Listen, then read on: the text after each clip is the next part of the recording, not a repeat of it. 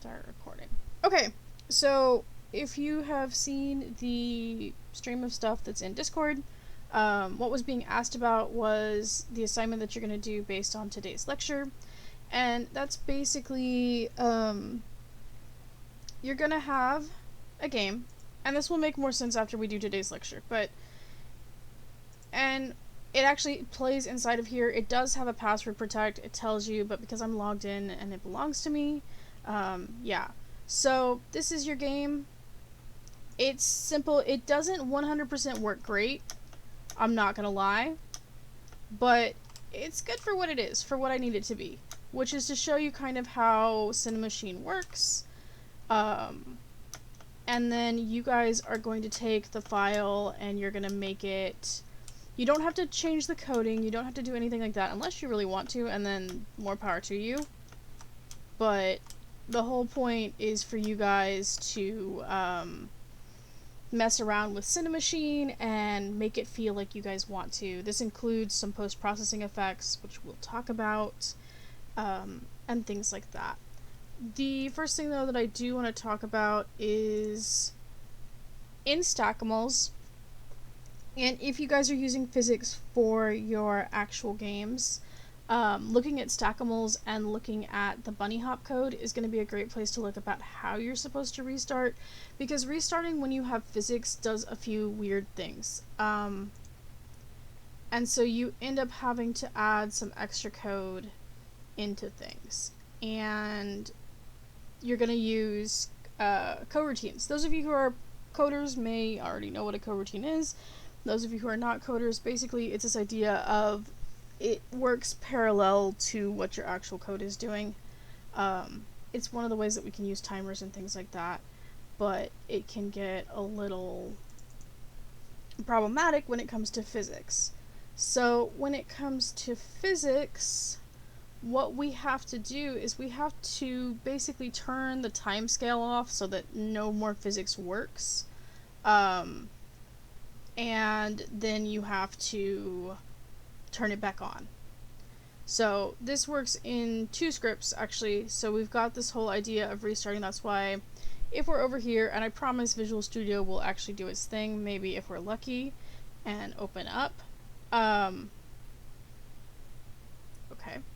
But basically it said time.timescale equals 1, and that's basically turning your timescale back on. So that's turning everything back on to what it's supposed to be. Whereas when we look at, it should be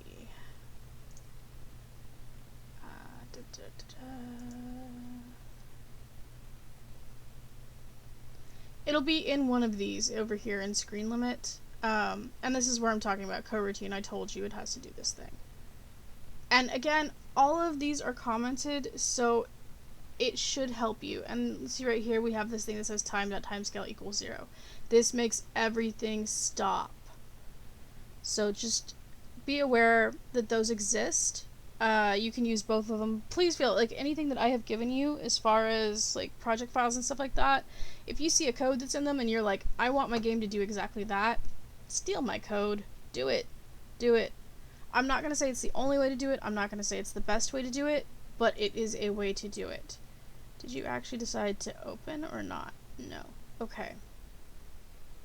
So, for the assignment, again, you saw what the bunnies are, or what the bunny is. Why are you doing whatever you're doing? Okay. And we'll walk through a little bit towards the end of class if this will ever unzip like it's supposed to. Yeah, doing 800 things at the same time really makes my computer happy.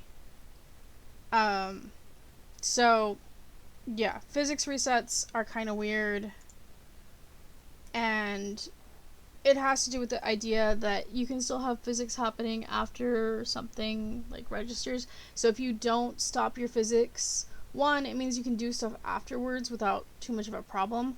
But the other issue is that when you reset it, your physics is still going. So it works on this real world principle that it's still going. It's still moving in that one direction. And so when you restart and you're like, hey, go back to the beginning, it's like, nah, I'm already 8 feet down this other way, or, you know, halfway across the world. And so that's kind of its whole issue there. So you have to reset physics. And resetting physics, there are a few different ways to do it. There are some ways that are easier than others.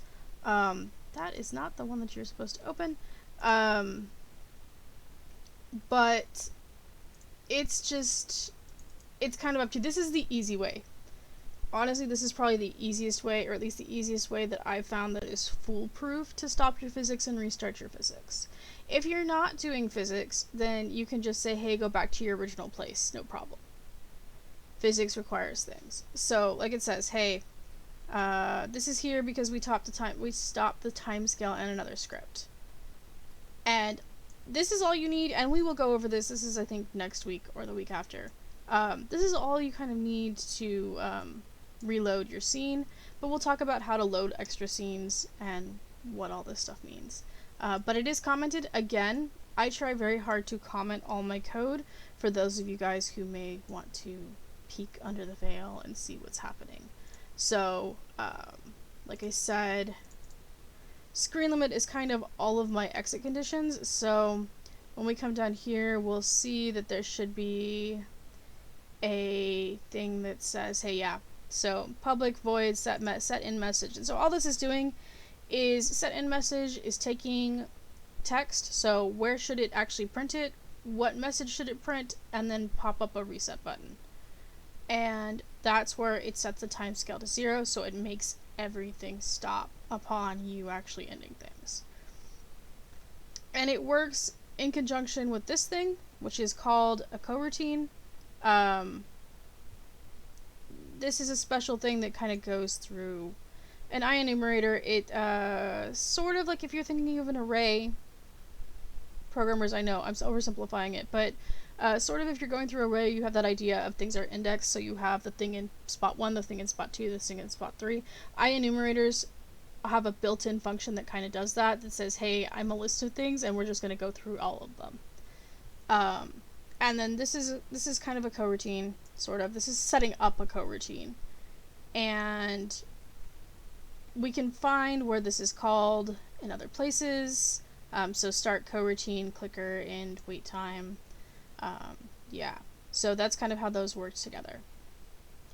And again, these are all commented. Yes, some of you have mentioned I am overly wordy. More words for me is better, because it means that hopefully I can get all of the points across. And generally, it is literally there to help you or give you hints to move in certain directions. Okay, so that's kind of, that's an aside. That's something that wasn't planned to be talked about, but it is something important to think about when you're thinking about physics. So, let me go ahead and start opening this before we get into today's lecture, because otherwise, at the end of class, it's going to take 8 years, and nobody wants that. Downloads.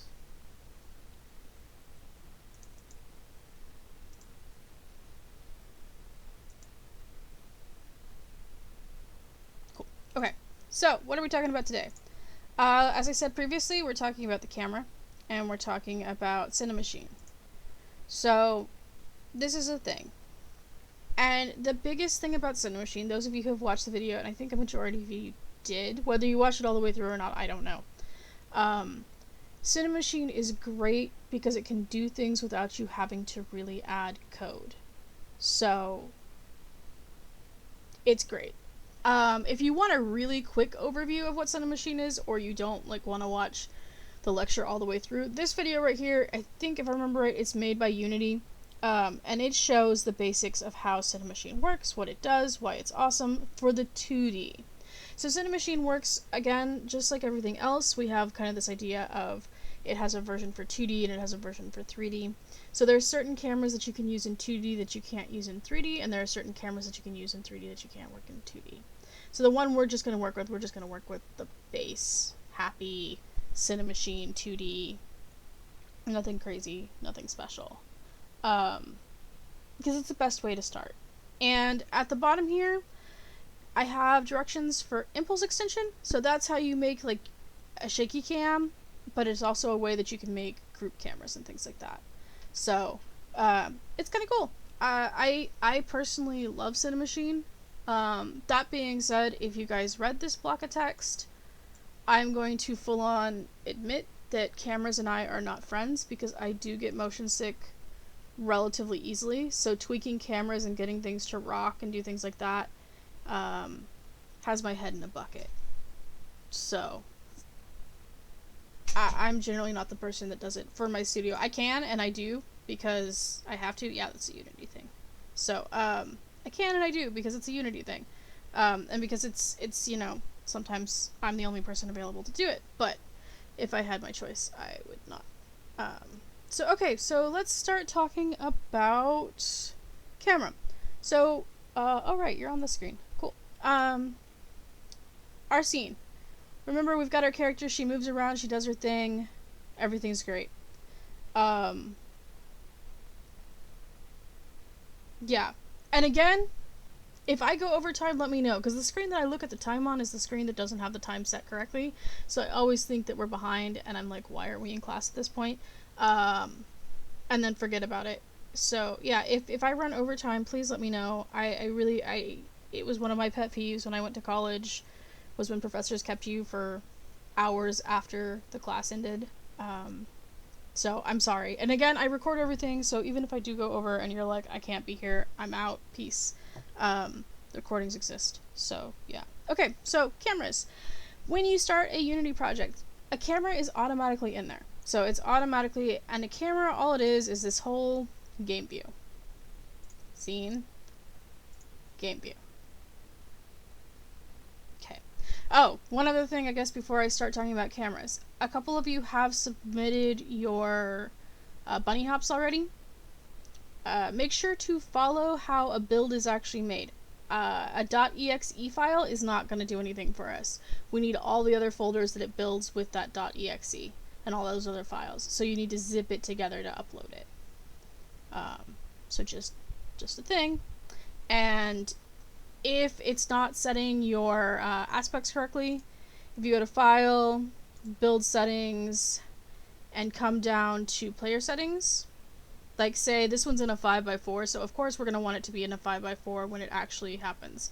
If you come to this resolution and presentation, you can tell it, hey, I only want it to be windowed, what size I want that window to be, and you can even tell it like what supported aspect ratios. So like this one I think is 5:4, so the only thing that's going to support is 5:4. So yeah, that's a thing. Okay, so back to our normally scheduled lecture. So the camera automatically goes in. It's automatically called main camera.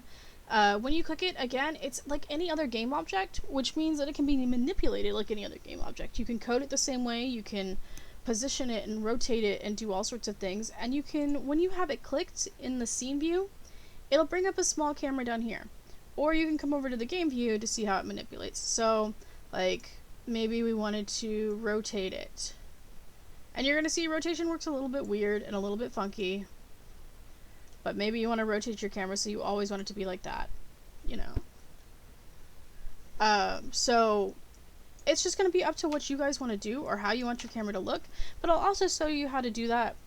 Or you can also do that a lot easier when it comes to cinemachine.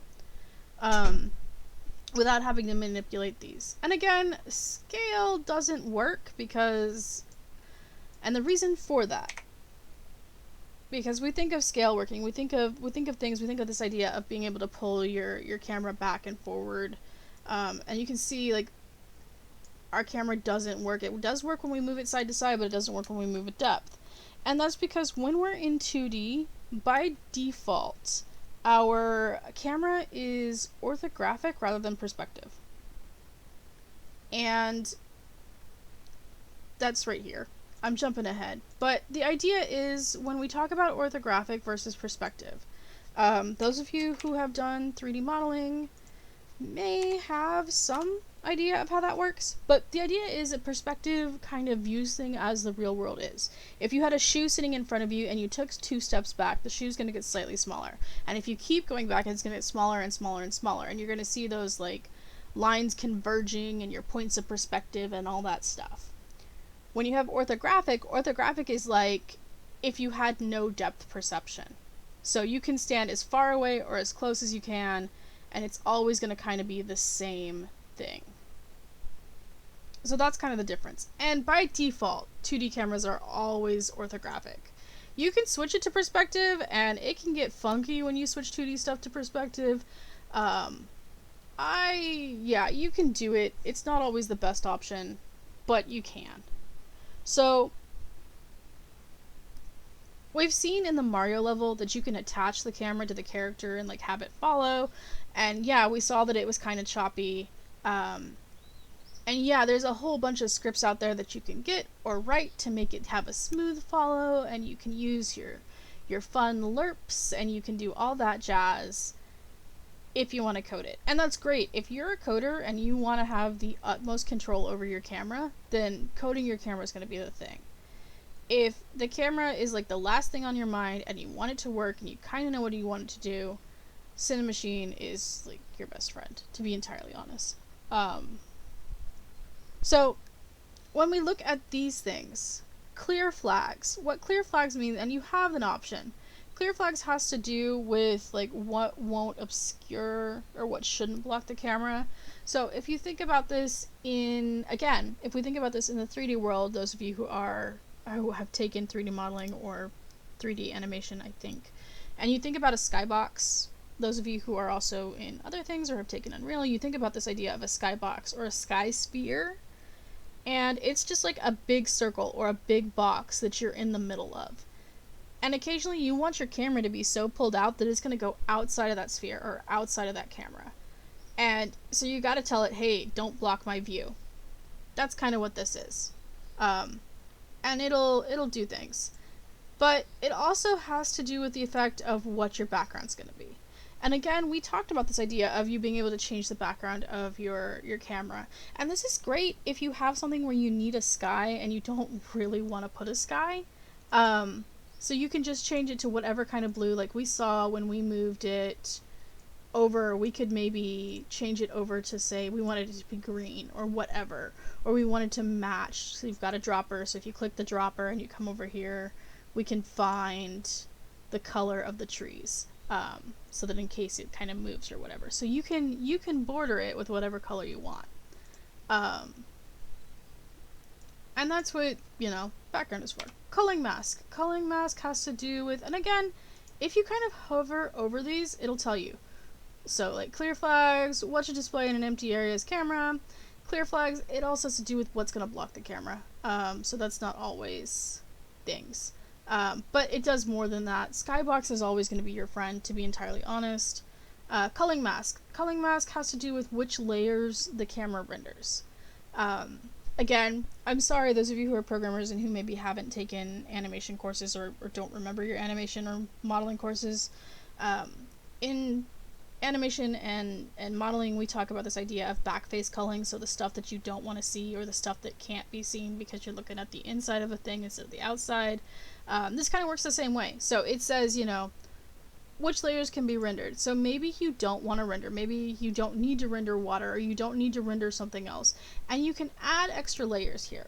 And we talked about that. Like there's this idea that you can add layers. So maybe you add a layer and it's just for debugging or it's just for testing.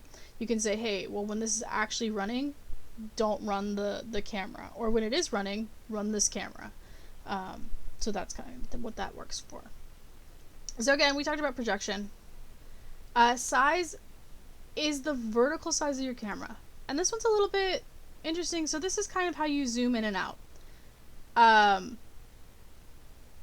And if you're wondering how I'm doing that, because some of y'all, if you kind of hover next to the name or over the name, you'll get arrows. And if you left click and hold and drag back and forth, it'll do the thing for you. So, yeah. And again, it's not defaulted to 1. So, it's not defaulted to a 1-to-1. It's defaulted, and that's what it means. It's looking at how many of these squares kind of am I fitting? Sort of. Asterisk mark. And it's more of a matter of how many, so 1, 2, 3, 4, 5 by 5 kind of thing. Or, not really, because you're still looking at like the ratio, but that's kind of a way to think about it. So size is always defaulted at 5. Again, maybe you decide you don't like that. You can zoom in, you can zoom out. You can also control this programmatically. Basically, if it's in the inspector, rule of thumb, if it's in the inspector, you can actually manipulate it in code. Some of it is easier to manipulate in code than others, but it can all be manipulated inside of code. No, I don't want to update. Go away. Clothing plans, viewport rect. Okay, so viewport rect. This one is cool. This one looks at, we talked about this idea of your movements being on a D-pad or being on a grid like you use in math. So what it does with these numbers, because we've got 0 and 1, 0 and 1. Again, those of you who are 3D animation modelers, think of it like a UV map. This is the 0 to 1 space. And 0, 0 is this bottom corner down over in here. So I guess it's easier to see here. The bottom corner down here is 0, 0. So if you want to move and maybe you want to add a second camera, you could always, again, because it's a game object, you can say game object, video or audio, or however you want to do it. You can do it this way, or components, or you can right click and create a camera, or you can duplicate your camera. But if you just create a camera and we say, hey, we want this to be at, we want it to be 0.5 and 0.5, and we want it to be somewhere else, we can kind of move it around and figure out where it's going to go. And this works, again, it works better when we're talking, what is it called? When we're talking cinemachine than it does here. But these are kind of how you can manipulate where it's going to go, what it's going to do, where you're going to see it, and things like that. So it can work a little funky, like see, we've got the camera down here. So maybe we want this to be at 0.5, 0.5, and see, we now have a camera up here. And this is a great way to make your mini map. And because it's a separate camera, it doesn't have to actually follow the character, or maybe you do want it to follow your character, however you want to do it. So maybe this camera is attached to your character, but the other camera is not. And you can mix and match cinemachine cameras with non-cinemachine cameras, so it makes it nice. But this is a great way to do like a split screen or multiple cameras. It's really, really easy. And it is just that easy. Hopefully that makes sense. Hopefully that is easy. So these other things in here, we have this idea of clipping planes. So clipping planes works, you've seen it in video games all the time. It's this idea of depth of field. So something that is further away from you, it doesn't exist until you get close enough, and then suddenly it shows up. But the alternative works as well. How close is something that it's too close so I don't render it right up on me? And that's all this is. If you want it to be near, or if you want it to not render something like super close to you, that number changes, and if you want it to render something that's super far away from you, that number changes. Again, these don't really get affected too much in 2D because we don't tend to think about depth unless you manipulate this number, or you accidentally like don't freeze that rotation and suddenly your thing has gone past this number. But in general, we don't think too much about this for 2D. We do occasionally, but in general, not so much. It is a big thing in 3D, not so much in 2D. So, depth. This works exactly kind of how we talked about sorting layers. If you have multiple cameras in at the same time, you want to change them to multiple different depths because the larger depth is drawn on top of the smaller depth. So, like how we had our minicam, if we say had a minicam here, a minicam here, a minicam here, and a minicam here, we'd want this one to have the smallest number, and then our minicams would have bigger numbers. And that's just, again, it's just like sorting paths. Or sorting layers. And then rendering path and things like that. Under default, it picks whatever settings you like automatically have. Forward and deferred, these have to do with the way that it like processes your visual information, and one will work with post-processing really well and one won't. And then legacy are legacy. That means that they're not 100% supported anymore. They're not things that they want you to use, but they get that maybe you're working on something that has them. So I'm sorry about that. So deferred also doesn't work with orthographic cameras. So with our current camera setup, it will get angry. Or at least it should get angry. Yeah, so deferred rendering does not work with orthographic camera. It will use a forward rendering instead, because we have an orthographic. But if we switch this over from orthographic to perspective, it's all happy. So that's one of the big things. Use graphic settings is pretty much going to be your default, because you probably are not going to have to worry.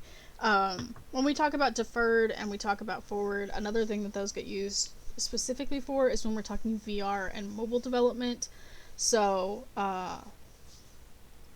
if that's in your cards, you're going to kind of have to figure that out, but we're not going to worry about that in this class. I don't expect anybody here to make a mobile game or make a VR game.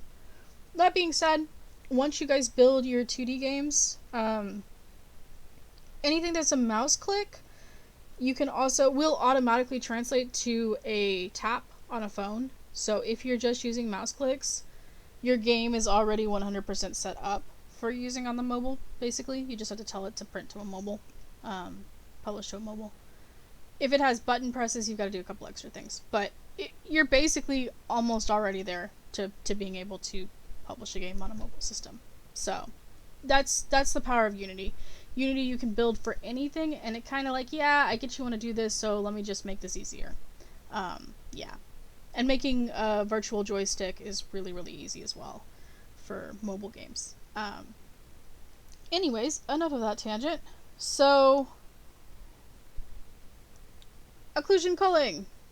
Again, disables rendering of objects when they are not currently seen by the camera. So this is super, super, super, super helpful for 3D games. When you've got maybe something hiding behind another object, and you can't see it until you get around it. Or for 2D, the things that are on the left and the right of the camera that haven't been rendered or haven't been seen yet, it doesn't have to render those. It's this idea of saving memory space. So generally you're going to want occlusion culling turned on. There's a few reasons why you wouldn't want occlusion culling turned on, and that tends to do when you're doing like where you actually want to be able to say, hey, is there, and it's not even is there a thing, it's if you want to visually represent that there's a thing somewhere. Like maybe you want x-ray specs, something like that. But even that can generally be done programmatically, and you can still keep occlusion culling on. HDR, high def rendering, or high def rendering is what we automatically think of, because that's basically the biggest issue is that Unity uses HDR in like 8 different ways, and so the first one that everybody automatically assumes HDR is high def rendering, and that's because we have a high def render pipeline. But what it means here, and again, if you cover it, because if you're thinking about that, you're like, wait, but didn't I already? Yeah. So high dynamic range is what this HDR is, and it's this idea of giving you better lights so that your lighting looks more realistic. In a 2D game, it's, again, not so much of a thing. But you can just tell it, and again, there's only 2 options. Either use graphic settings or off. You can go ahead and leave it on. It's not going to hurt anything. And then MSAA. So, this is multi-sampling anti-aliasing.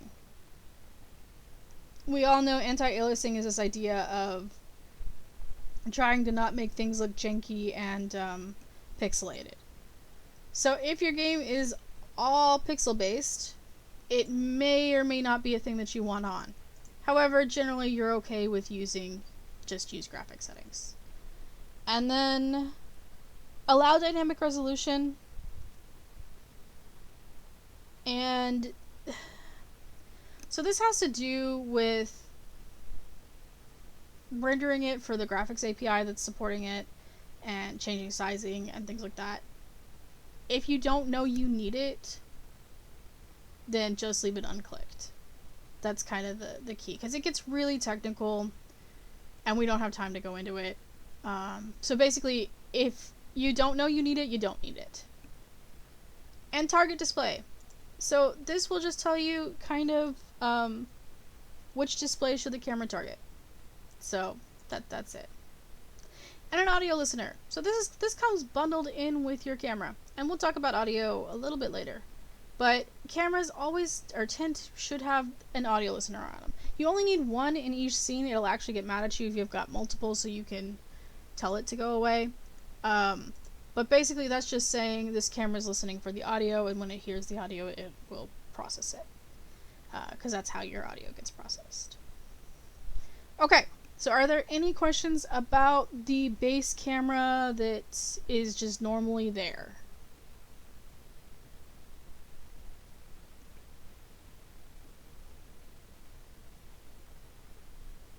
Okay, I'm going to take silence as a no, and we're going to move on to cinemachine.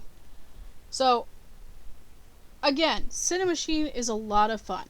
And all cinemachine is that it's a Unity package that creates a brain for your camera and has controls already kind of built in for it. And it requires basically little to no code to do the things you want it to do. So, if cinemachine is already installed, it will be up here. So you see I've got a cinemachine thing here.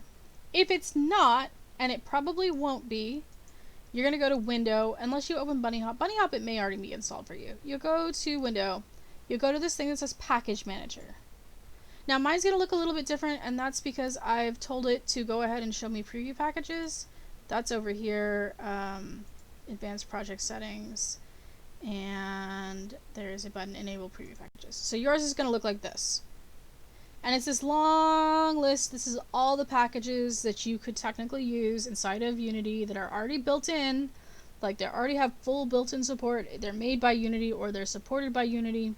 And so some of them may be interesting. I think I actually have an extra credit one for you guys to look at that talks about ML agents, which is machine learning.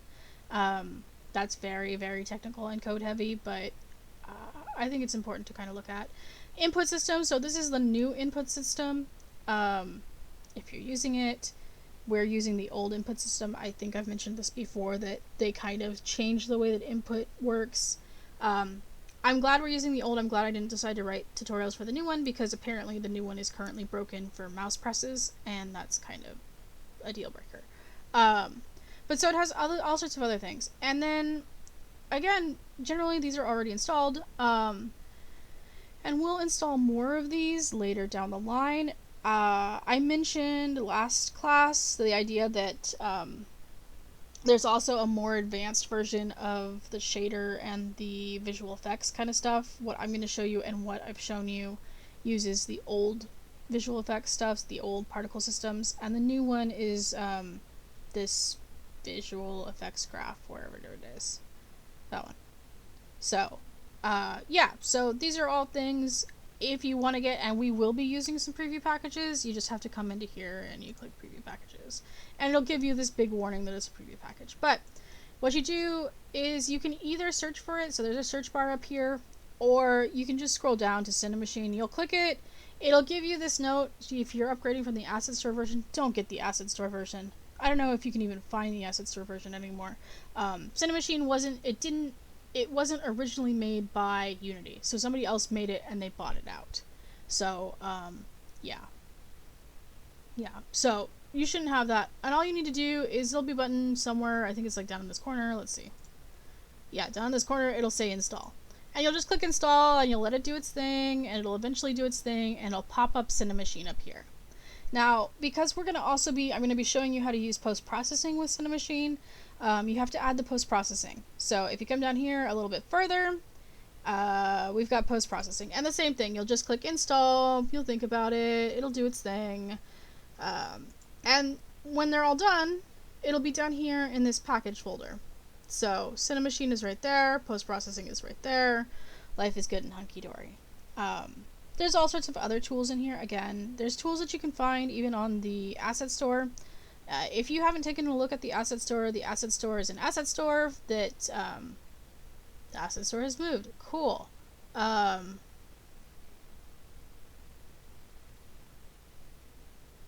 Okay, whatever. I didn't even look at this yet. But so the asset store is a store. And if we click it, some things are free, some things are not free. You can search for assets, you can search by categories.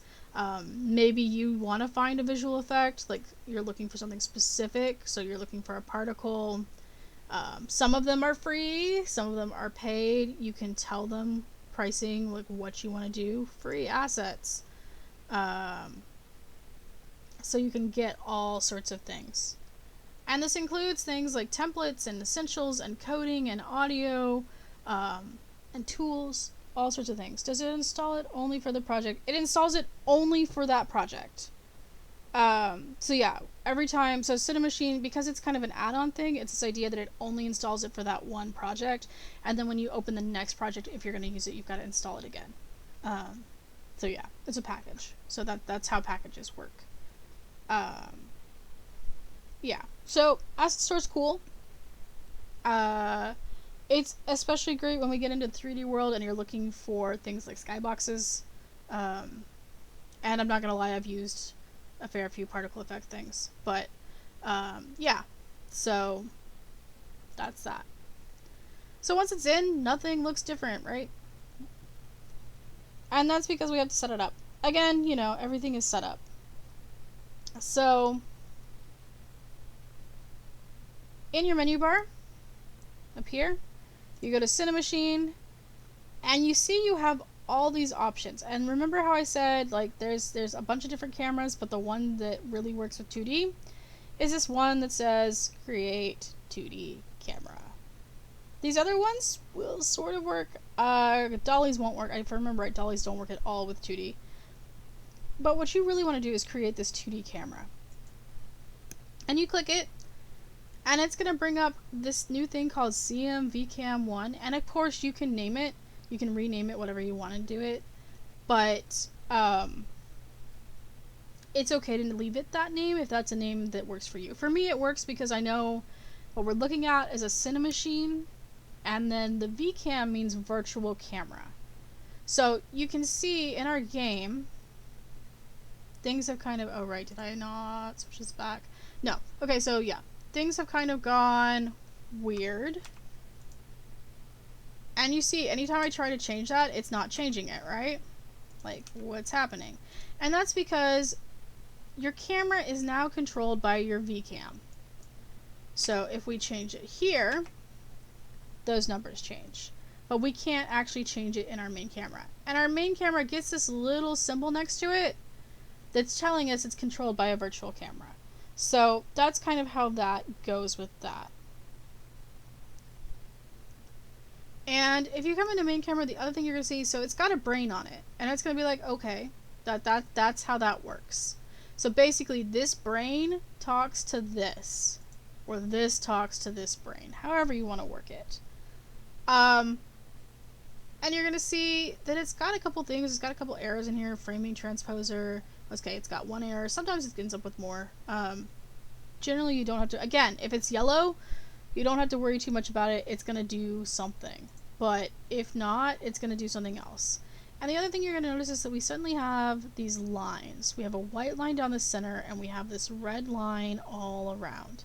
And that's kind of a physical representation of what our virtual cam is currently saying, hey, this is what I see. But it's going to get a little bit different. So in this example, what we're doing is I'm going to set it up to follow the player, because that tends to be the most important thing, or the thing that needs to happen. But that doesn't mean that you technically have to have it follow a player or follow a thing. Maybe you just want to use cinemachine because it's easier to use post-processing or something like that, or you want it to rumble when things happen. It's a good system. And there's all sorts of tutorials out there. It's incredible. And I know I keep mentioning, we'll go find a tutorial and look at that. And that's only because even if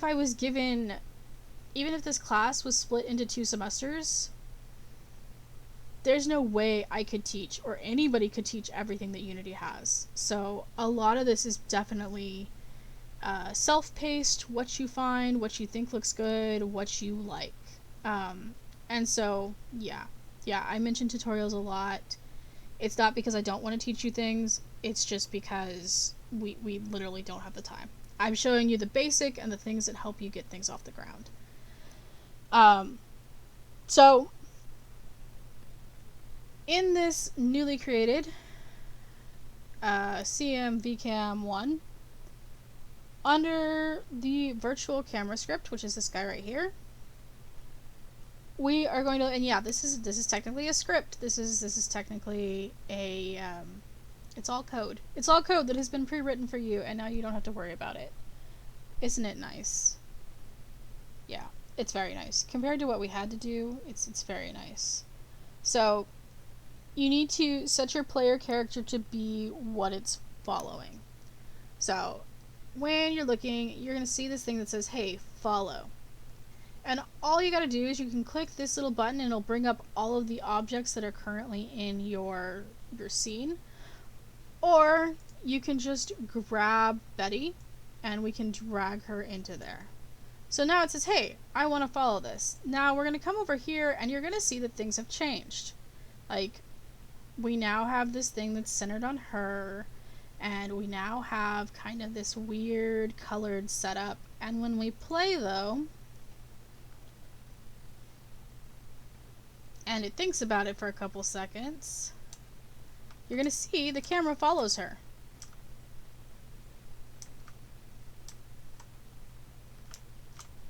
And even just by doing this, it's a lot smoother than it was when we had, say, Mario. And the reason why you're seeing a little bit of weird distortion is just because of the pixel art and because my system's not happy, but yeah. So we've got a little bit of smoother movement here. And we've got that kind of nice, it lags a little bit and then it catches up. And really, if that's all you want, bada bing, bada boom, you're done. But we've got this issue where the camera is going over the edge. So like we can go to these edges and the camera keeps going to the edge.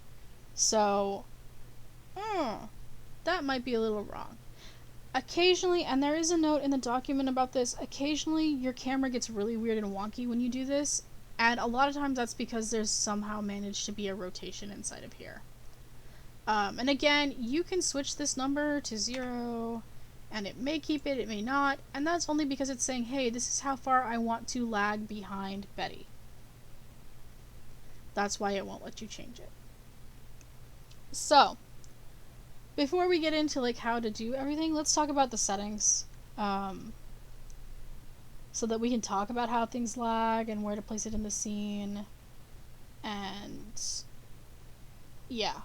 So we've got these kinds of colors here, and sometimes they're blue, sometimes it's like this center thing is blue technically, and then these guys are red. So when I talk about red and blue, that's what I'm meaning. You can see red here, you can see blue here. The worst color choices ever, but we'll go with it.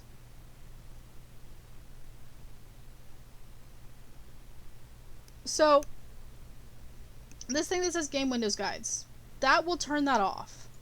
That will turn off whether you want those guides on or not. These guides are great because they kind of show you how the lag is happening and where the dead zones are and things like that. Save during play. Remember how I say generally things won't save during your playtime. Like if you mess something up, or if you mess with a variable, like you're wanting to change a variable, like maybe she's not walking fast enough, and you change it while you're in play mode and then you stop it, it suddenly sets it back. This little button right here says do the opposite. Let me tweak all I want for anything that's cinemachine related while I'm in play mode and save it when I exit play mode. So that's really helpful to have because you're going to find a lot of times you're going to have to play with this a lot. Just to get it to feel right. And so that'll be you like tweaking it while playing, while running, while walking, while doing your stuff. So this is always a great button to have on if you know you're going to use it. If you're going to give it to somebody else and you have already tweaked the camera and you know you want this camera to be what it is, take that off, because otherwise the person you're working with may have other ideas and mess everything up. So be careful with cameras. Because everybody's got an opinion about a camera, And there's a good chance that somebody thinks that they're, well, they're a busybody.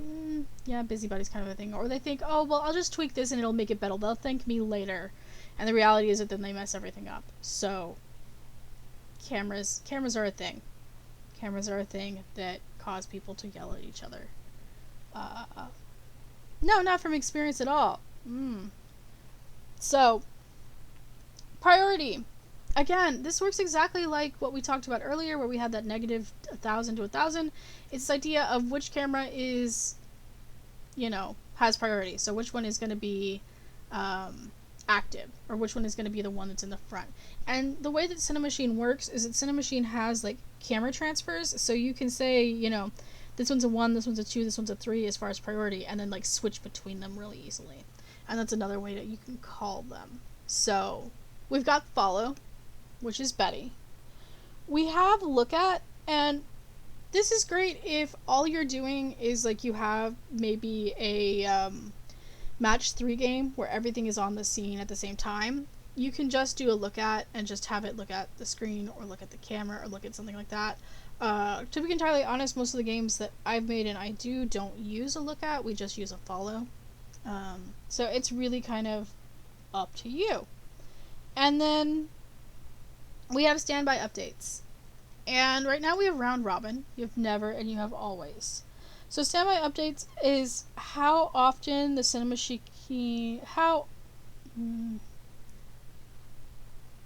often does a cinemachine camera that is not active, so maybe it's like hiding and waiting for its turn, how often does it actually check to see whether it's been called or needs to update some sort of information? Round robin basically means, yeah, I'm doing it, I'm thinking about it, sort of. Whereas always will fire forever and ever and ever and ever and ever and ever and ever. Again, this is like this idea of discrete versus, oh my gosh, I blanked. When we're talking about physics and this idea of whether you need to check it every single discrete or continuous, for your physics checks. Discrete, we've got this whole idea of, do it, update it, do the thing, whereas continuous does it like every 0.00x seconds. So that's round robin tends to be your best friend. It's great. If we come under lens, again, this is how we talked about this idea of we can zoom in and out using this one over here, this size. Now that's replaced by orthographic size. Remember, 5 is our base. And then near clip plane, far clip plane, it's literally the same thing that we've talked about. And Dutch. Now Dutch is the one that everybody likes to use and manipulate and make me sick with. It's your angle. So. And there are reasons to use it, and there are fun reasons to use it, and there are fun, unfun reasons to use it. Yeah. Transitions. I'm not really going to talk about transitions, and that's because basically all it's doing is handling about changing from different cameras. And, again, you can find a lot of tutorials on that, and a lot of tutorials that will explain it better than I do. I have used them, I do use them. Again, cameras are not my best friend because motion sickness sucks. Yeah.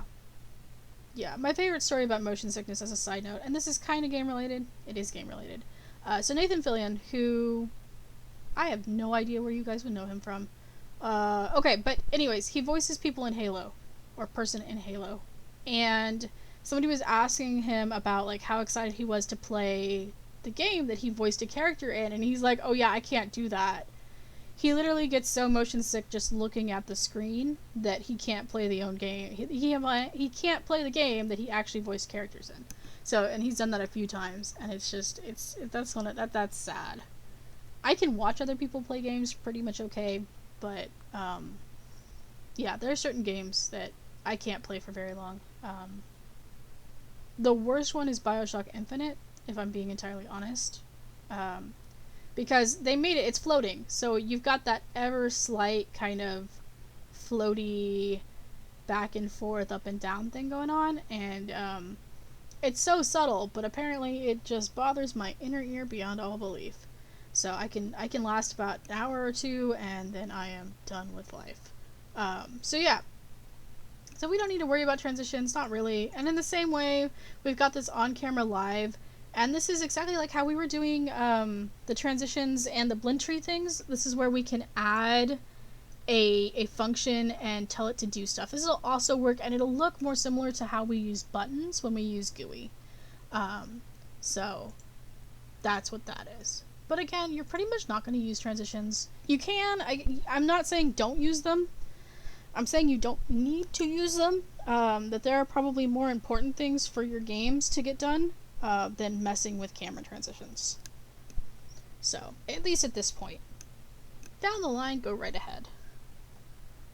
Okay. So, now let's talk about this giant block called body. Like if we close this, you're gonna see this is a giant block. I mean, I guess it's not that giant, but it's got a lot of information. And this is where most of your information and most of the things that you're going to want to mess with is going to happen.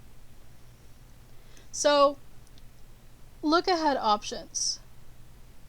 Basically, this is the camera saying, I think I know where you're going to go, so this is where my camera is also going to point to. It makes an educated, sort of, guess as to where the character or where the player is going to move next. When you have like key controls and things like that, it's not the best option to choose, and that's only because players are unpredictable. When you have something that it's following and it's moving with, a little less unpredictable, but generally you may want to use it at your own risk. And that's basically all of these things are going to be, I can't tell you that this is going to be the tried and true way to do this and this is going to be the tried and true way to do this. Because the reality is there's not a tried and true way to do it. It's going to be how it makes you feel, how you feel it works best. And if we come up here, I did really talk about this. This has to do with how it actually is set up. When we're in 2D, we want to be framing transposer because it has a frame. You can mess with the other ones if you want, but or if you don't need any of this and you just wanted a nice cinemachine camera, you can tell it not to do anything. But yeah. So that's what that is. I know I skipped that. And then track to object offset. This has to do with they moved these around. Of course they did. So tracked object, this is offset from the follow target object. So it kind of sets itself off to an edge. And you can again, the best thing in the world for this is going to be for you to play around with it. And that's what this assignment that you guys have for today is all about. It's about you guys playing with all of these settings. And seeing what it does, seeing how it does it, and having fun. Because honestly, as much as I don't like cameras, this is really fun for me. I think that this is a lot of fun. This is a lot of interesting, because once you start putting cameras into games, it's when you start really feeling like the game is coming alive. And then because cinemachine has post-processing built into it, you can start changing around colors and making it look different and like really getting a feel for what you want.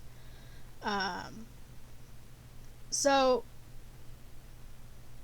I'm going to actually go ahead and make this bigger so that we have a little bit more scroll room.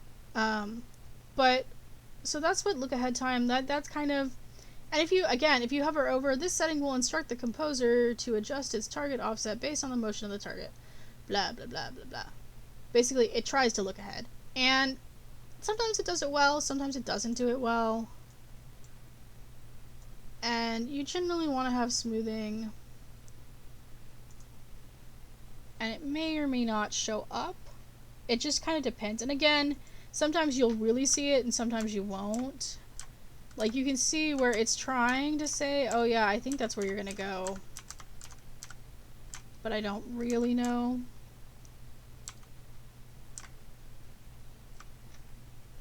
Like, see how it popped in front and then it's like, whoa, wait a minute, she stopped. So, of course, you can play with this. Sometimes this is going to be exactly what you want. Sometimes it's not going to be what you want. It really, again, it's a personal preference. And you're going to find a lot of things inside of Unity, especially when it comes to being able to set things in the inspector. It's personal preference. It's what do you feel looks good. Those of you who are production students, a lot of times this is your job as producer, is to mess around with the camera and get it to feel right and get it to feel good. If you're doing cinemachine, if you've got a programmer that's like, I must control the camera and I must do everything on the camera, which is another valid option, then they're going to do the camera. But a lot of times, like, especially production people who aren't busy, you'll be given over like the cinemachine to get it to look nice. Or the programmers will do some beginner work or do some after work with cinemachine, and they're like, yeah, go mess with these settings. So, and then for those of you who are artists, this is a great way. So cinemachine is also a great way if you want to make a moving portfolio. As a side note, you see that a lot with people who use Unreal, and used to be CryEngine was the big one for it. And you've seen a lot of them with Unity, especially now that they have their high def render pipeline. You can make some beautiful things where you can actually like walk through stuff, and it's really fun. I really love portfolios like that, as a side note. Stills are awesome, but being able to walk around, and like, especially if you're going to be a game artist, being able to walk around a room to see your assets and how they actually work in the game world is pretty cool. So, yeah. So anyways. So damping. Damping is how much your camera lags behind the character. So, and right now it's 1, 1, and 1, so it lags a little bit down. But we can tell it, we want to lag, you know. And again, we've got X, Y, and Z, but Z may not actually, you know, do anything. And you see how it's saved? Because we were still in play mode. So, and it has to process it every time. So you're going to see that center point, and that's what we're looking at. We're looking at this point right here. That's the camera trying to catch up. So it's going to lag further behind. And maybe you want this, maybe you don't want this.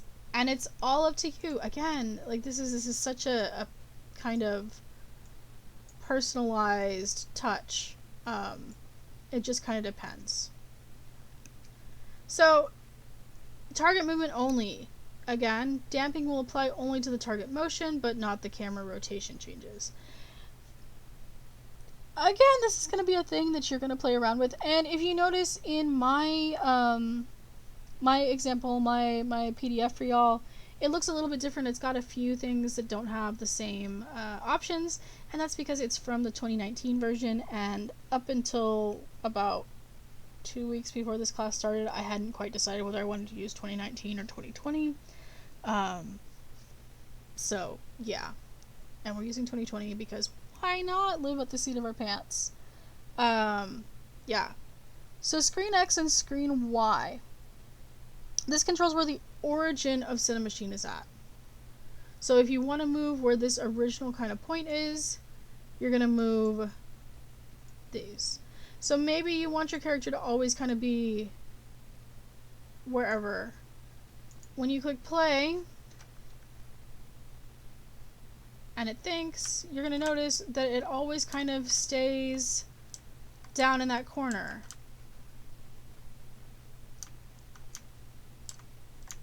And this can be used for all sorts of things, especially for like offsetting where the player is going to be on the screen. And it's up to you. It's up to you what you want to do. 1 and 1 is the center, as a side note. I think it's 1 and 1. No, it's not 1 and 1. It's 0.5.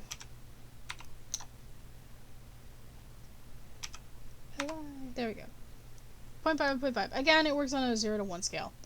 I literally told you guys that at the beginning of this, and then somehow that completely went away. So, camera distance, that's, again, how far is the camera? The distance along the camera axis that will be maintained for the follow. So, until we stop, until we, like, go anywhere. How close should I get to the person? So if it's smaller, you're going to see that the camera is basically always going to be on top of her. So the camera is staying a lot closer than if we make that number bigger. So if we make that number like 25, and it may or may not show, but you're going to see, you can see how much further away that camera origin can be from her. Whereas when we had the 1, it was a lot closer. And again, it's personal preference. It's what works for your game. So, dead zones. Dead zones is where the camera won't do anything. And you're going to see that it's going to actually bring out those 2 lines that were in the center. And you can tell it, hey, don't move like past a certain point. Don't, if you come over into scene, you may move it in a different place. But it's just kind of, you play around with it. You say, you know, maybe, yeah, let's do that.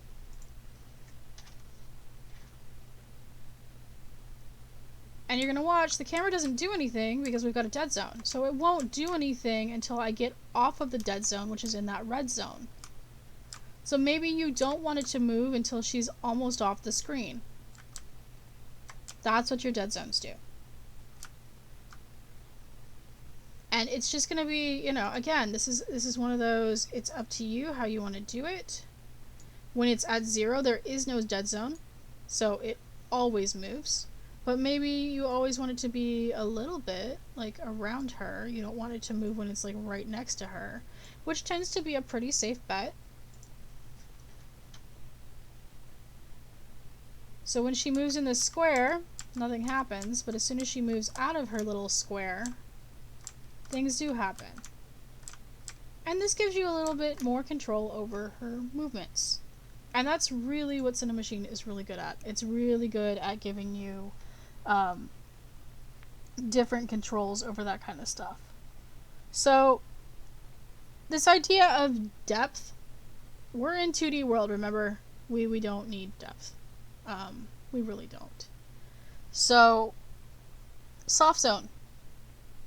So we have this thing that says unlimited soft zone. So a soft zone works with damping to slow the movement. And that's basically all it does. And so it says if checked, the soft zone will be unlimited. And you may or may not be able to see it when it's clicked. And you're going to see, we get rid of this red at the edge. And that's kind of the difference, or that's kind of what it does, sort of. But you may or may not be able to see a big difference.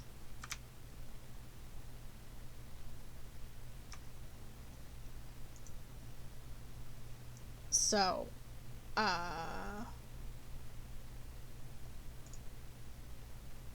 that's what this red stuff is. This red stuff is your soft zone. So you can tell it, hey, I want more of a soft zone or less of a soft zone. And then you can also tell it whether you want a bias, which is going to move it slightly to one side or the other.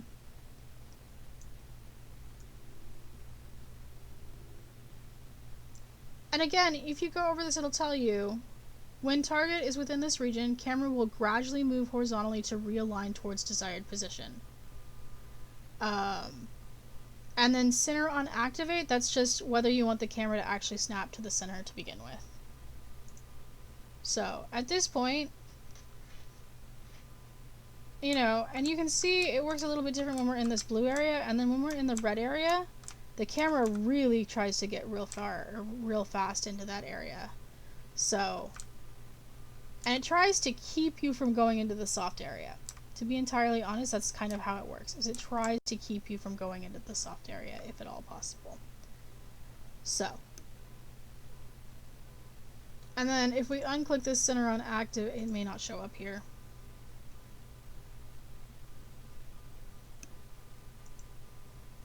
I'm also very sorry if you guys can hear all of the car alarms that are currently going off outside. Yeah, so you can't really see a difference here, but it's a thing. Yeah, the issues of living right behind or right near a dealership is that if one car goes off, they all go off. So if you can hear it, I'm sorry. I can't tell you when it's going to end because sometimes it just never does. Okay. So now that we have that, we have this idea of aim and this idea of noise. So we're not really going to work with aim, and I'm not really going to talk about it because it has more to do about look at, and it can do some weird stuff when it does, when you mix it with follow. And then noise is literally about creating a perpetual shake and movement. Again, super motion sick. There are tons and tons of tutorials on how to do this. It's a great way if you want to, like, if you have music in your scene and you want to get it to, like, I don't know, bump, bump, bump, bump, bump with your music, you can use noise to do that. Now, extensions. We're going to look at 3 of them. We're going to look at the confiner, which confines a camera to an area. We're going to look at post-processing, which applies color and everything and is honestly my favorite part. And impulse, which again can give you some beats and some big, like, if a character hits the floor, it goes boom, or if it hits, like, if she hits the rock, the whole thing shakes. Yeah, so confiner is really cool because, like, we have this scene right now, and right now she can walk off these edges and the camera can go off these edges, right? And we don't want that. We don't want the camera to leave this area. So we can tell it, if we get too close to this edge, to just, you know, stop the camera, don't do anything, just go to that edge. And to set it up, that's where we use this thing called extensions. So, and you can see there are a bunch of them. And 100%, go ahead and look through all of them. Go ahead and see how they work. Go ahead and look up tutorials if they look like things that are going to be interesting. You can also always look at the Unity manuscript, yeah. The Unity handbook and the Unity online guides. So they can tell you what they're going to be and whether they're going to be helpful. The three that people tend to like to use are confiner, impulse, and post-processing. The other one that tends to be used sometimes is pixel perfect. This one wasn't working as well last year when I looked at it, and I didn't think to look at it over the summer. So, yeah. So, we're going to look at confiner first. And you're going to see when you add it, it adds this thing. And it says, hey, confine 2D, bounding shape. And then confine screen, damping. So, what you're going to have to do for this is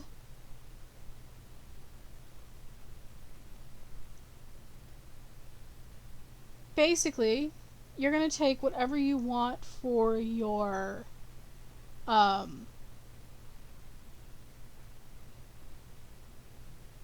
let me read my directions real quick. Let me make sure that this is what I'm actually going to try and tell you guys.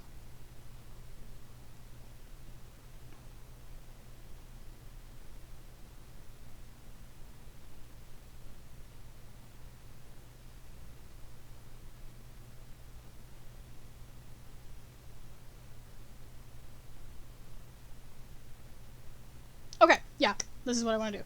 I was like, why am I doing a composite? So, you can either use your square that you already have, your background that you already have, or you can make an empty object and make it this size. It's really up to you how you want to do it. So grab whatever you're going to use for your background, for like your main background, and you're going to go ahead and you're going to add a component. And again, remember that we can either type it in or we can look through whatever we need to look for to find it. And we're going to add a composite collider. Now, composite colliders are really cool because it means that they can add multiple things. Now, remember that because we are doing this, we want to make sure that, because when we play right now, our background, because it automatically has a rigid body on it, is falling through space. Remember that we want to change a few things around with that. Remember that that's what it is. We could change all of this, but the reality is that all we need, because this is never going to be or use its rigid body, instead of dynamic, we just switch it over to static. Life is good now when we press play. It shouldn't do its thing. So, since it doesn't have to interact with anything, we can just set it to static. It has to have a rigid body if it's got a composite collider, and that's the thing. And composite colliders basically is a collider made up of other colliders. That's all it is. And in this case, we're going to change a few things first. We're going to say it's a trigger. That way we can walk inside of it. And then we are going to switch it from geometry type, from outlines to polygons. And this is just saying, hey, use shapes. Instead of just the edges, use a shape. So, generation type, again, we talked about this idea of whether it's going to do it on its own or not, and then we don't really need to worry about these. And we'll talk about a few other things in a minute. So, now we need to add a box collider. And remember, adding 2D. And the reason why we're doing this, and the reason why you do this, is because you can add multiple colliders, and then you can tell it, hey, used by composite. So we pick one object, and then maybe we've got like a triangle over here, so we can build a different kind of an edge collider, or maybe we've got a circle, so we build a circle collider. Basically, what a composite's going to do is it's going to take all of your colliders, and it's going to say, okay, if I add this to this to this to this to this, I get this one shape. Cool, that's my new collider. And this can be helpful for other things than just the cinemachine, which I think it showed you guys in your tile map thing about it.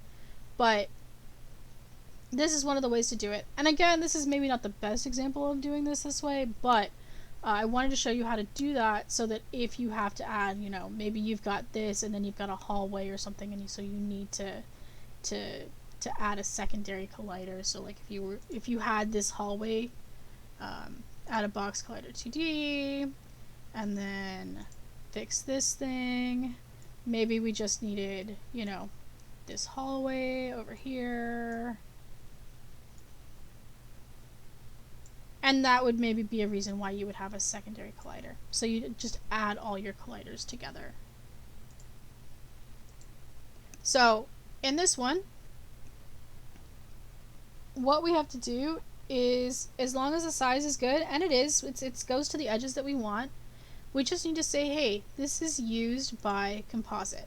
And you see, it got rid of all those other things. You can't make it into a trigger, you can't make it into anything else. So if it was a trigger or something, you have to add a secondary one. You have to have just this one. The only thing it does is if it's used by, like, if it's used by the composite, it gets, all of its stuff goes away, and then it's just used by the composite. So after that's said, yeah, we made sure that this was rigid, or this was static, and we did that because static basically says, hey, I can't do anything, I don't do anything. I have a rigid body because maybe I've got a physics material so you can walk on me weird, but that's about all I've got. And even if you come down here into infos, you're going to see all of this is grayed out, so you can't make any kind of changes. And that's all this is for. Static just means I'm there and I have a rigid body, but maybe I don't do anything. And the reason why this is this way is because you have to have it when you have a composite. It's just the nature of the beast. So back in your cinemachine camera, so back here at CMV cam, we come down to here and we say bounding shape. And look, it says that it has to be a collider 2D, and that's why we made the collider. So if we click the little button, it'll say, okay, these are all game objects. One of them might have a thing on it, and we know for sure that this one does, that the city square does. So if we click it, it's going to say, hey, yeah, I know that this has a composite collider. I can find that component. So it says, cool. And now it says confine screen edges. Yeah, because we don't want it to go off the edge. And whether we want to damp it. And we've talked about damp. How gradually to return the camera to the bounding volume if it goes beyond the border. The higher number is more gradual. So if you don't want it to ever go beyond this border, then you set it at 0. If you're okay with it going a little beyond the border, the option, or the best option, is to make this smaller than what it actually is and then damp it a little bit. And so yeah, it's kind of nice. And if we click the play button, we should see, if I set everything right and follow my own directions, that we can't actually, the camera, we can go off, but the camera won't go off. And remember, to get her to not go off, we could add box colliders around the edge, we could do a bunch of different things. But so now it won't go off the edge of the camera won't go off the edge of the screen. She can go off the edge of the screen, but the camera itself won't go off. And that's really, really handy. And again, like I said, you could always take and come over into your Focus Center, and you're going to see your composite collider has kind of, oh, that's not even the right one. You could go into your city square, and you can come into your composite collider or into your box collider is what we need. And if you edit this, like maybe we don't want the camera to snap past like here.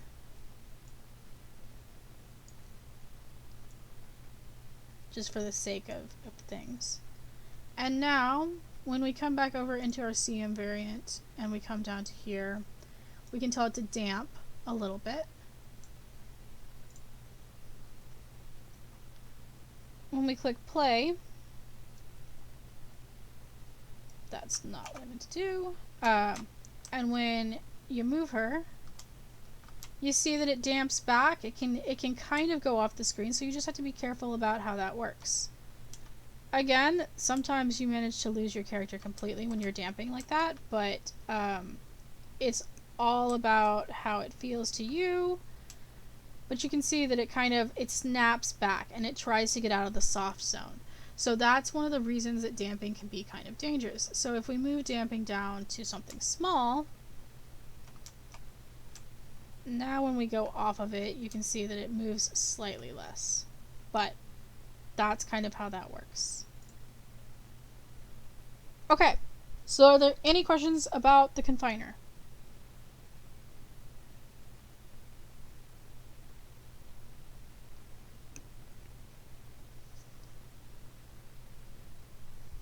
Okay, I'll take that as a no. So extensions, again, if you click add extension and you tell it to add an impulse listener, it's going to tell you the impulse listener will respond to signals broadcast by any cinemachine impulse source. So you're thinking, well, okay, I know I need an impulse source. So the question is, how do you make this work? For this to work, you need something that has a trigger to shake. Or something to trigger the shake. The easiest is through collision, like the boulder, or the player hitting the boulder, or the boulder hitting the ground, or something like that. Since we're still using Betty, the best option is to probably just put it on the boulder.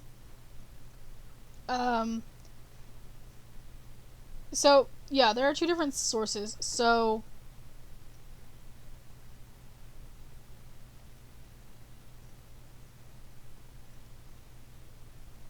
did I just completely miss something? Probably.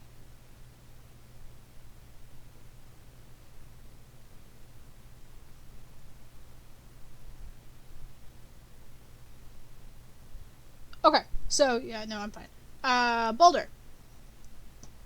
You're going to add a component, and then where it says to search, you're going to look for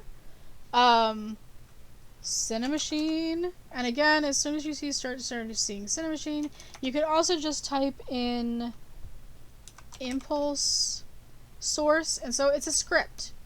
It's a cinemachine collision impulse source.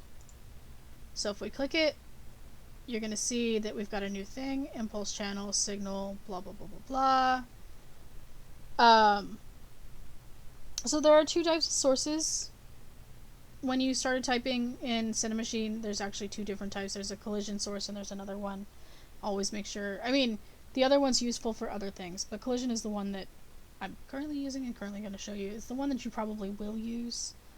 So now we need a noise. We need a signal. And you can create your own using these guys, new noise signal, or you can pick some pre-built ones. So yeah, we're just gonna pick a pre-built one. You can go mess with building your own. They're fun. They're really fun to do. For somebody who gets motion sick, and I do, it's fun to kind of figure out how the shakes are gonna work, or make a pattern, or if you're super nerdy, write Morse code into your shakes. So yeah.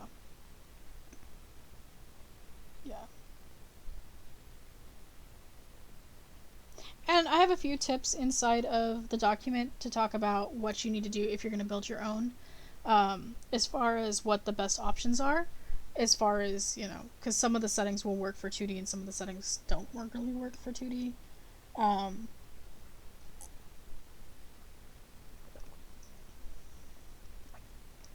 So this should work. This should be all it needs to be done. Unless they've changed something, because there's a good possibility that they have changed something and that I didn't check that.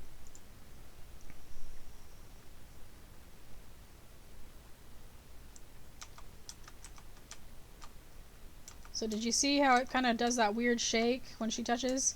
So that's it. That's all it is. And you can see it's only on the touch of the collision. It's not while we're staying on collision. So you have to do a couple extra things if you wanted to get it to stay on collision.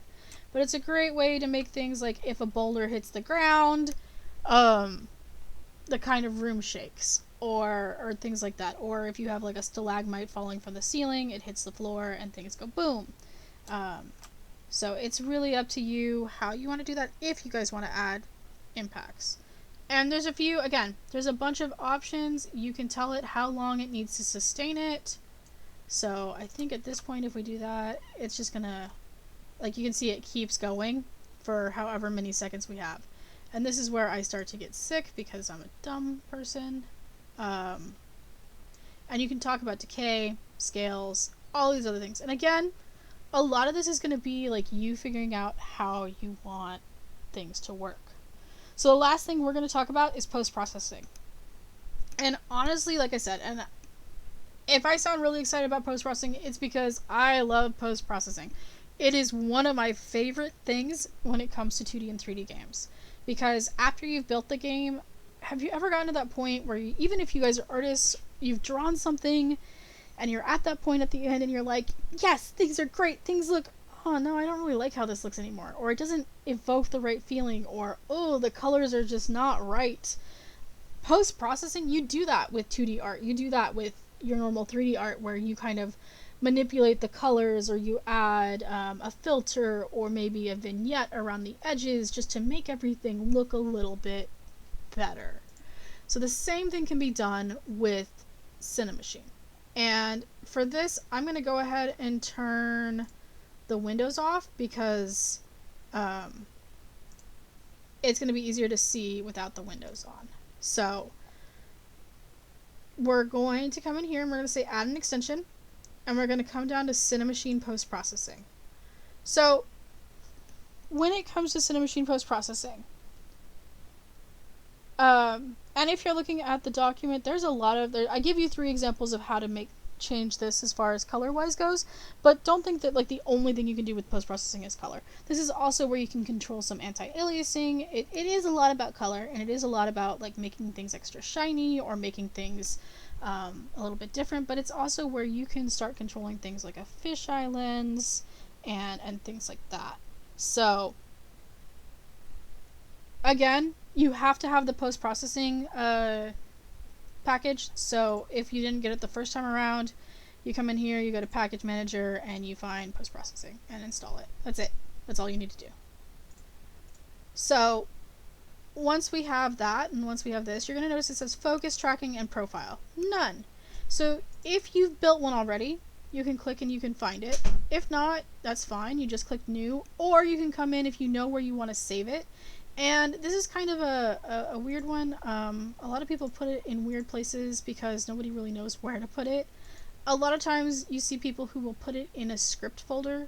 So, and you'll just find it, Post-Processing Profile. It's right here.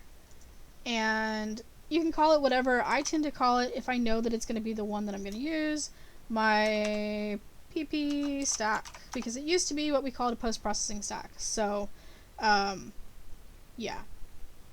And you're going to see it has nothing in here. And we can actually manipulate it from here, but we can also manipulate it from over here. So we can say, hey, we've got this one, let's add that one. And it's there. And right now it says, I don't have anything. So you're going to say, well, what do I need to do?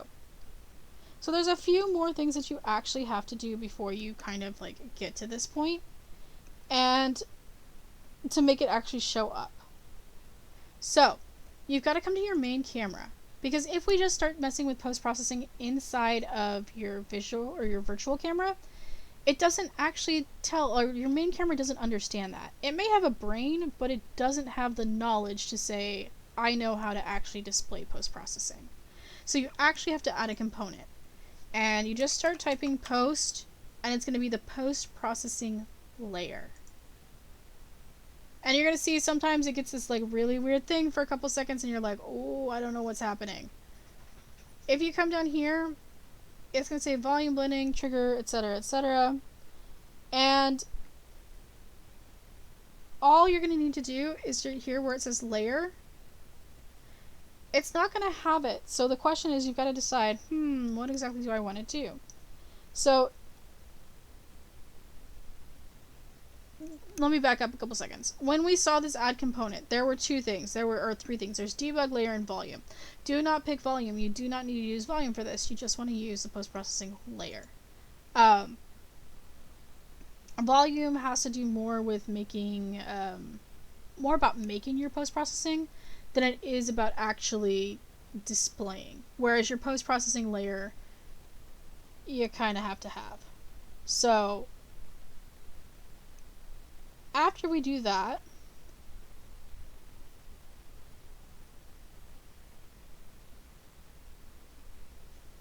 we're going to come here where it says layer. And generally there is one that says like post-processing here. Apparently there's not. So when we come up here, what we can do is we can shift this default, we can add a layer, and we can say post-processing. Unless I totally just skipped my... Yeah, okay, so we can do it that way. So we make the user, we add the layer, post-processing. Now we come back to our main camera, and up here where it says layer default, we can say, hey, maybe I want you to be on post-processing, and maybe I just want you to be default because you're the camera. Either way, it's fine to do that, but when we come down here, what we want to say is we want to say, hey, look at the post-processing layer. And that's what you're going to do. So when we come back over into...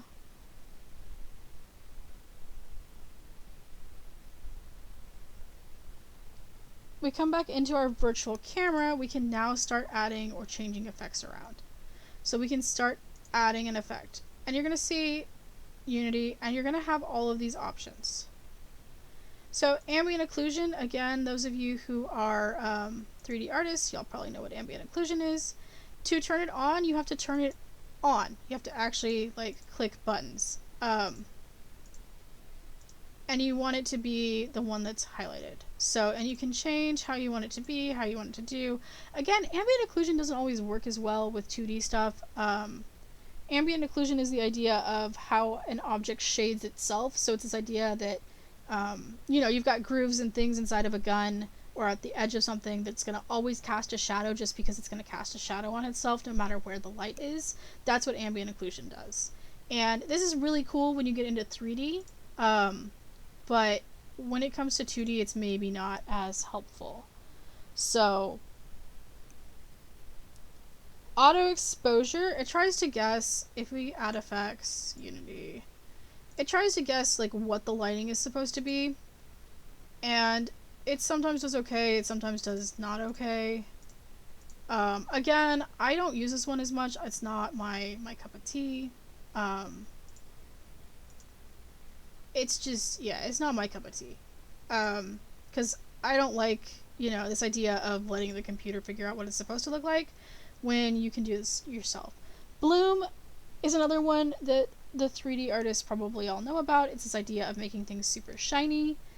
Chromatic aberration, though, is the one that everybody loves to use. Chromatic aberration is where it starts making weird patterns and colors. And you can kind of pick a texture and stuff like that. So it depends on how you want to do it. And again, if you hover over things, it'll tell you, it'll shift the hues. So maybe we want to use that. This should be showing. I probably set something up wrong. Let's see. No, we didn't. Okay, so yeah. So this is all chromatic aberration. This idea of shifting the way things look. And you can see. And sometimes maybe you want to use, I don't know, maybe that one.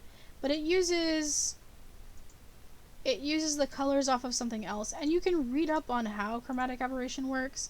But you can get some really kind of crazy, I'm not wearing my glasses and possibly have cataracts moments going on with this. And again, like I said with other things, because this is in your inspector, you can actually edit it in your program or in your coding. So, and you don't technically need anything. Like, it should do it when it has none. So you can see how it changes the colors a little bit more when it's on none. When you have a color file, it does a few extra things, which can be really fun. So chromatic aberration. So then if we add another effect, Unity, color grading, let's turn this guy off. Color grading, again, it's all about changing your colors. So you can tell it whether you need to be in the high def or the low def range.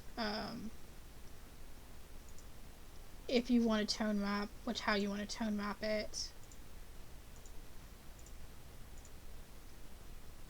And you have a curve tool, so you can customize everything.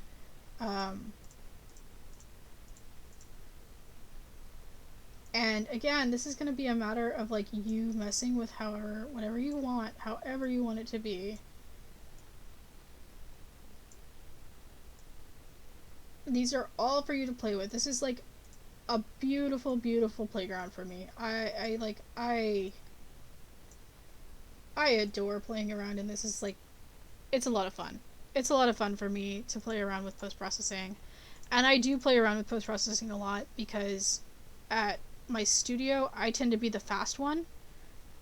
So while the programmers are still trying to fix everything, I've managed to, finish everything and need something else to do. So I post-process a lot. It keeps me busy. And you can build multiple different post-processing stacks so that maybe you want to test and see which one you like better, or you can switch between them, or however you want to do it. So that's all color grading is. It's just about, changing what the color looks like.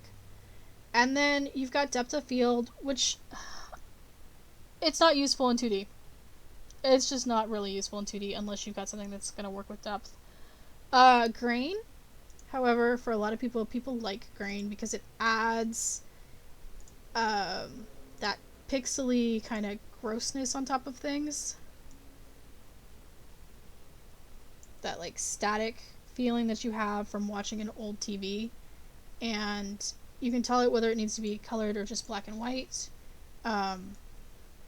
You can change the size of it. You can tell it like how shiny or how much it's gonna contribute to things. So you can get some pretty crazy stuff with it. And again, like, notice how fast and easy this is, rather than you actually having to program it, actually having to figure out how to draw it. You can do that kinds of stuff. Lens distortion. Lens distortion, again, is another fun one, because this is where you can say, hey, I want a fisheye lens.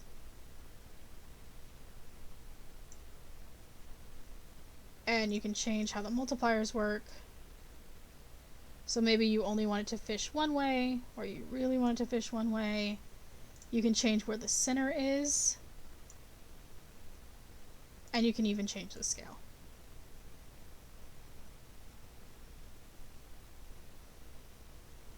So I'm going to turn this one off, because that one actually does not do well with my head. But motion blur is going to help you if you've got things moving. It blurs motion. You know, who would have thought?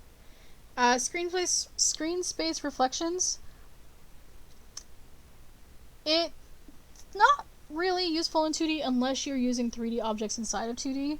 But basically what it does is it allows the things in the camera that are not in the camera view to bounce their reflections off of things that are in the camera view. Yeah. And you guys have probably seen that with things like skyboxes where it's reflecting on the thing. That's kind of what that means. And then the last one is vignette. And vignette is one of those things that is super classy and can basically make anything look better. So if you're just like, I hate this game, it looks bad, I don't know what to do, smack a vignette on it, and a lot of times you're gonna find that a vignette is gonna like help you. And all a vignette does is it darkens the corners. So you can see this when it gets really extreme, but what it does, and it's the reason why it works so well, is because technically the way that the human eye works, we don't see this kind of edging. We see this blur around our eyeballs. So when you have something that has that, it's great, because you know, you don't have to, it simulates the way that the eye works. And you can change the colors on it and things like that, so you can give it a little bit of a weird kind of vibe if you want to. And yeah, so it's pretty cool. And masked will just make it into kind of like a solid circle, whereas classic will give it kind of a nice smoothness.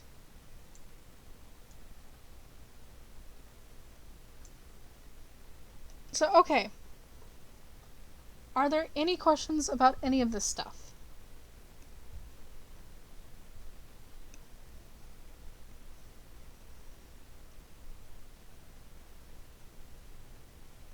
I'm gonna take silence as a no. If you do have questions, you all know where to find me. So your assignment for today. Oh, I must exit play mode. Yep, that kind of helps. So you see, this is one of those things that will kind of reset itself. It's a little bit weird, but it doesn't. It also does and it doesn't. So, but it did reset itself. Even though it's on cinemachine, it will reset the post-processing stuff, sort of. But as soon as we go back into play, it should all pop back on. So yeah. Okay, so save that. Your assignment for today. We saw over here where this is the assignment. It says manipulating. Oh no, that's not the assignment. That's what we just went over. In-class assignment. Camera exercise. You're going to play the web build of Bunny Hop. And I'm going to tell you now, I know that the jump doesn't work well. I know that there's some issues. I know that there's some platform issues. That's not what I'm asking you about. It was literally one of those down and dirty things that I keep meaning to go back and fix, and I just haven't. So you're going to answer these questions. And you're going to submit those answers to me. And I'd like you to do them before opening the project files, but if you... I mean, I'm never going to know. But I do ask you that after you open the project file, like after you download it, that you want to look and make sure that everything is working like it's supposed to. So, or that your answers are right, basically. So it's 5 questions. So then you're going to download the project files, and that's going to give you the project. If it goes to the right screen, that would be lovely. Oh, or I froze it, that works too.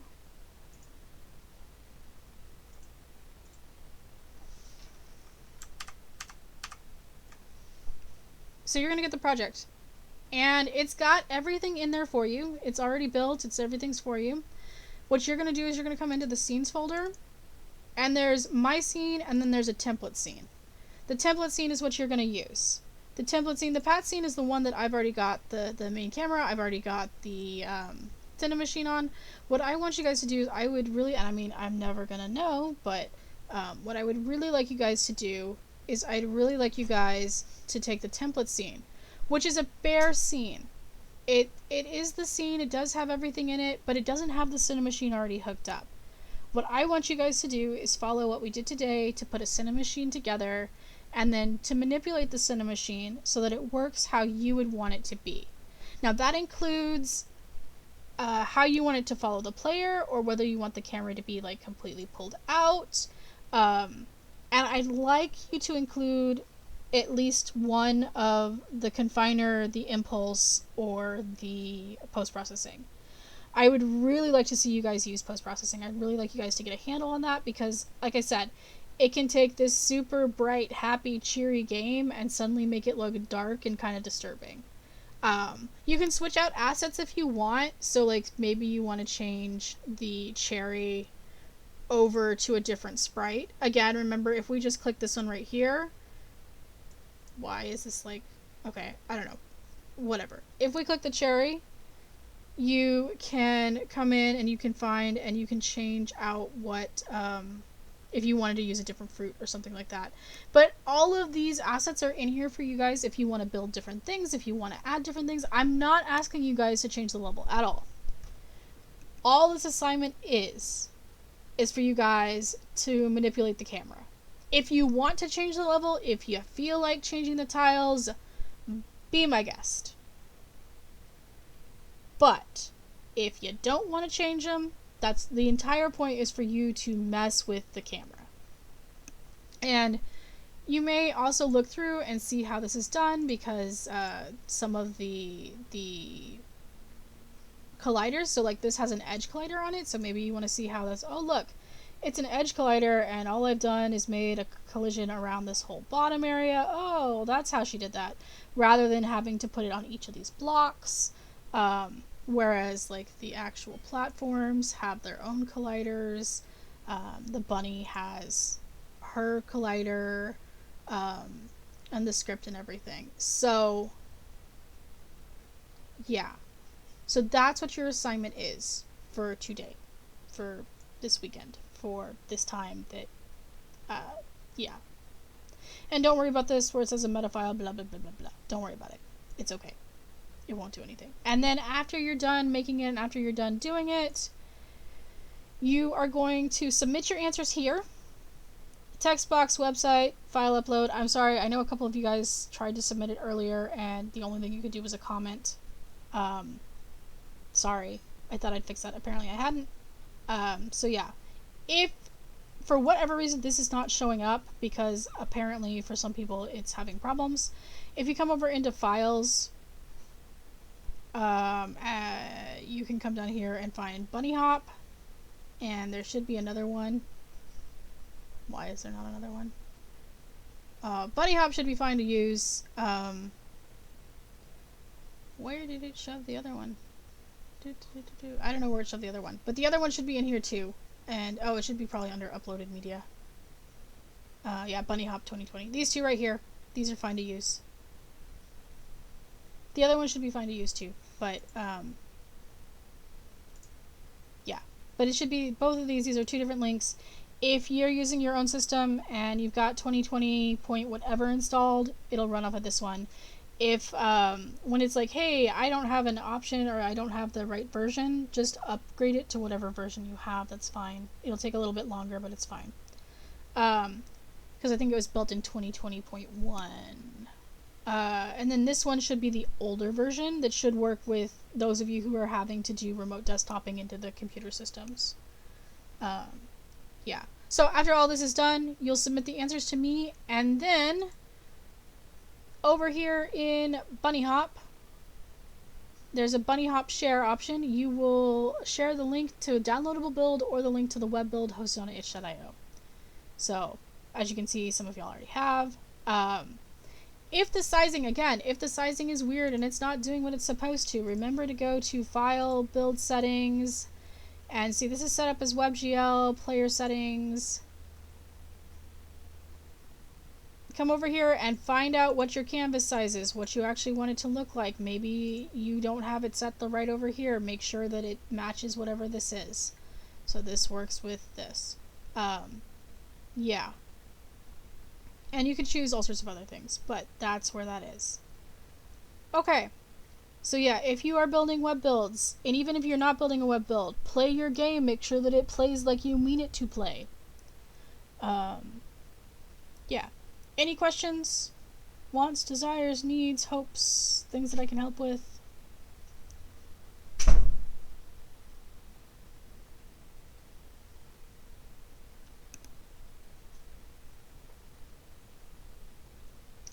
Alright, then I will take silence as a no. Y'all are free to go and frolic and work on whatever you need to work on or play games. Yeah, those of you who managed to get those 3080s and 3090s last night, congratulations. Holy crap, did those go out fast. I've got a month to wait for my 3070, so we'll see whether that's going to work or not. Yeah, so we'll be back next week, and we'll be talking about... Let's see what we're going to talk about. We're going to be talking about UI. Pushing buttons, particle effects, making sounds, that kind of stuff. Remember that we now have a game check. So this is going to be where you're going to just post what you're working on, what you're doing. So post a screenshot or explanation of what you're working on in your 2D. Any questions or ideas you might have or anything else that you feel like musing about. Answer whether you think you're on track, ahead of schedule, or falling behind. Again, it's perfectly okay to say I didn't work on anything this week. Life got in the way. Maybe life is also a video game. It's okay. Just be honest. This helps me see that you're keeping on track, or at least thinking about keeping on track, and it helps y'all actually kind of have some sort of accountability for keeping on track. And then you're going to reply to 2 other posts. So maybe, oh my god, that looks so cool, or oh wow, I wish I was that far ahead. I'm not asking for great, amazing things. If they do ask a question or something like that, maybe try and answer it or give them an opinion on what you think it should be. Yeah. So, the other things that we have that are assigned, smart and casual tile puzzle game level design. This is one of those ones that I've had students complain about in the past. They don't like this article because they don't care about puzzle games. But I think it's important so that you can see that there are, when we think of level design, we think of, like platformers and things like that, but the level design goes into other kind of projects. And then Pluralsight, designing game puzzles in Unity. So, if you do not have Pluralsight, you have to watch a series of videos. You have 1, 2, 3, 4, 5, 6 videos to watch. Again, I'm never going to know that you didn't watch all 6 videos, so yeah. However, if you do have Pluralsight, I really do like this one. Again, I highly suggest that if you can share with somebody, which is technically illegal, so I'm not allowed to say that, but if you can somehow get your hands on a Pluralsight account to watch this video, or maybe, yeah, to go ahead and do that, because it's going to be very helpful. It is in 3D. It is 3D. But the same kind of things apply in the 2D world. And it'll also start priming you for getting ready for 3D. Like, if you look at the stuff that we're doing, like, next week. Next week's one that gets assigned is about platformers with Bolt, which is the visual scripting language. But after that, we're going to start seeing, this is a 3D one. This is 100% a 3D one. And then everything past that is going to be 3D. So, are there any questions, hopes, desires, needs, wants, night terrors?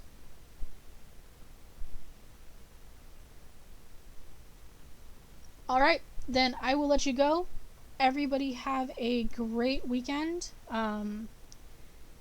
And I will see you back here. Okay, I will see some of you on Saturday morning, and I will see the rest of you back here on Tuesday.